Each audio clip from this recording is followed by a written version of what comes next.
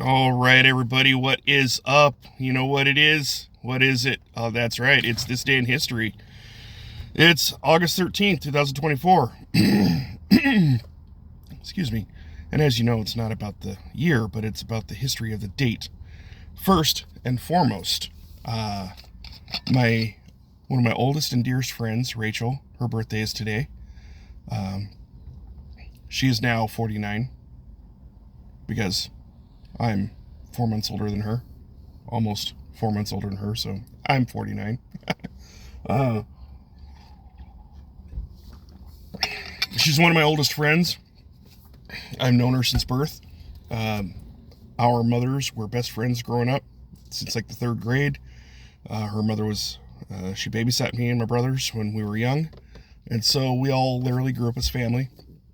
Uh, Rachel is like a sister to me. It's been a few years since I've seen her, but that doesn't mean that I don't think about my sis. And love you, Rachel. I hope you have a great birthday today. All right, take care. So, what is today? August 13th, right? Yeah. So let's look at the birthdays since we kind of nice little segue there. Yeah, Rachel, you shared your birthday with Annie Oakley. So the year is 1860. Annie Oakley, she is an American markswoman who starred in Buffalo Bill's Wild West show. She was often called Little Sure Shot. And the other claim to fame about Annie Oakley is that when she went abroad, she went to Europe to do like a European, exposition or whatever you want to call it. um, the Kaiser Wilhelm didn't think that she was. I'm fogging up here. Kaiser Wilhelm didn't think that she was as great of a marksman as she was, and so basically she got called out, and she's like, I could shoot anything. Someone had suggested shooting his top hat off his head, and she's like, I could do that, and she did. She shot the top hat right off his head, and made a believer out of everyone. All of history is kind of wishing that she had just been a few inches lower and taken out Kaiser Wilhelm, and maybe, just maybe, World War I might not have happened. But coulda, shoulda, woulda. Yeah, Annie Oakley, great marksman, markswoman, I should say. 1888, John Logie Baird is a British inventor. He was born on this day. 1895, Burt Lahr, Lahr, an American actor, was born on this day. 1899, Alfred Hitchcock. If you don't know who Alfred Hitchcock is, then you've never seen, those old thriller / horror type movies. That's what he was known for.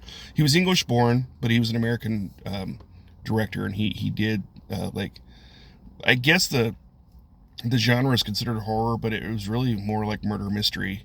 That's what a lot of his stuff was. 1926, Fidel Castro was born, and if you don't know who Fidel Castro is, well, you're living under a rock.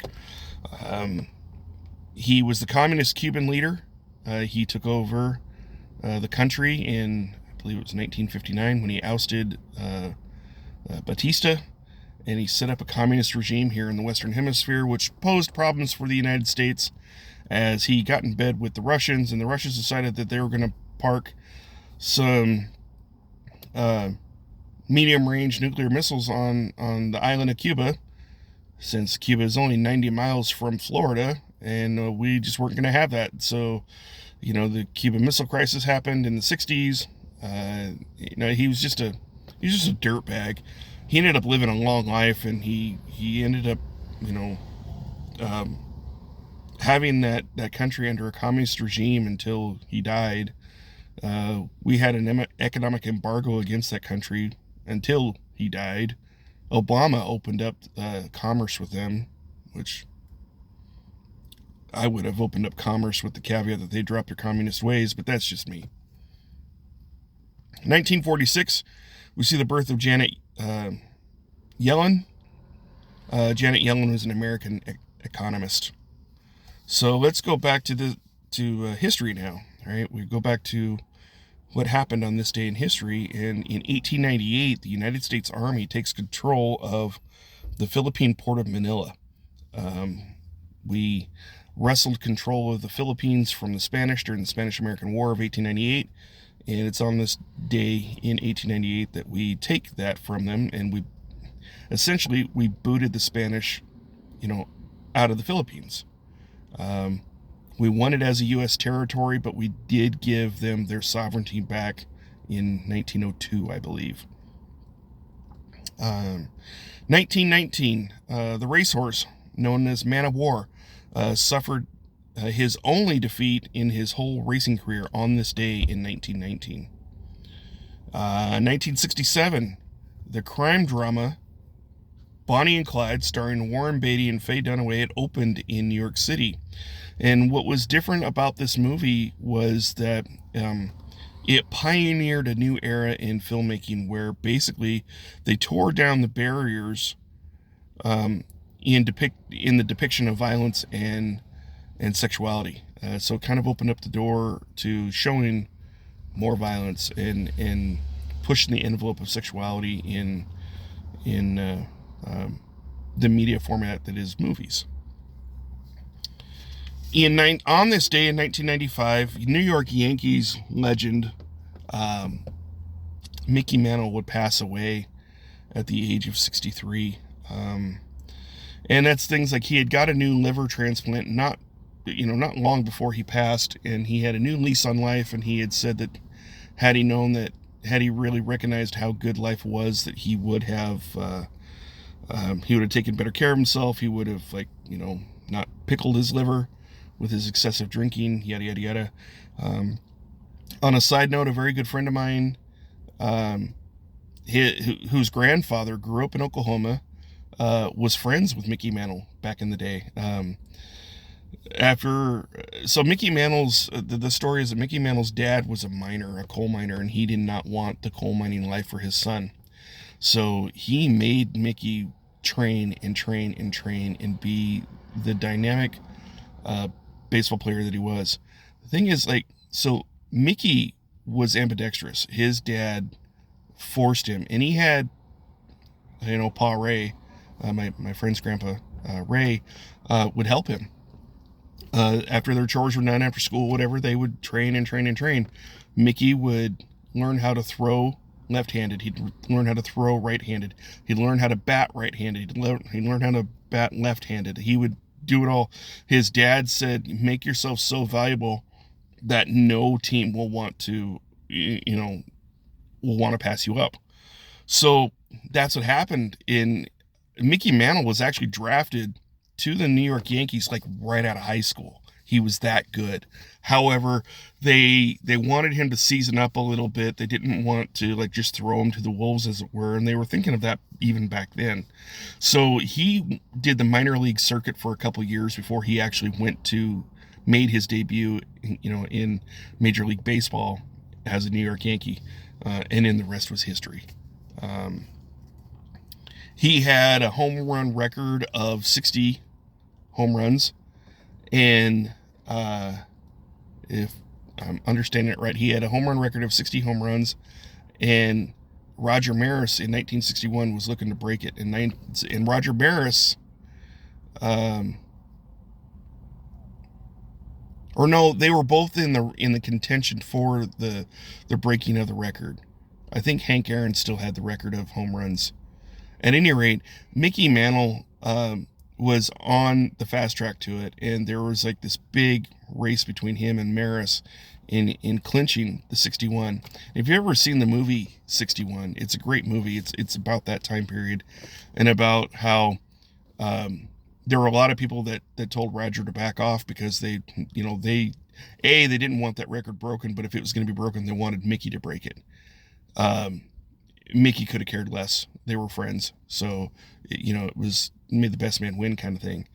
And then, of course, what they ended up doing is that, when Roger Maris did break that record of 61 home runs in 1961, they put an asterisk next to his record because, you played more games than what the previous record holder had.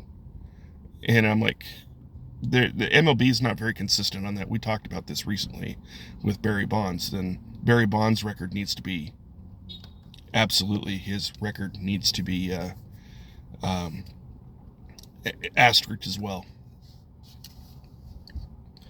2004, the Games of 28 Olympiad opened in Athens, which had hosted the very first modern summer games in 1896.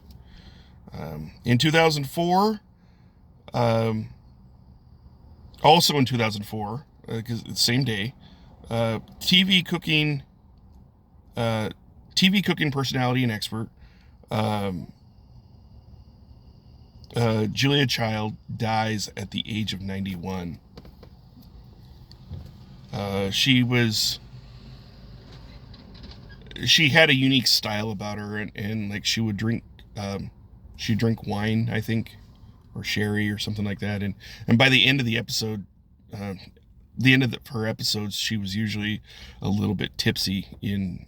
She was very big on showcasing like French cuisine on her show.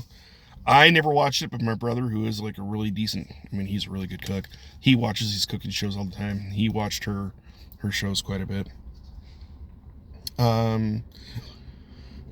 2012, we have another celebrity death here. On this day in 2012, American writer and magazine editor Helen Gurley Brown, she dies at the age of 90.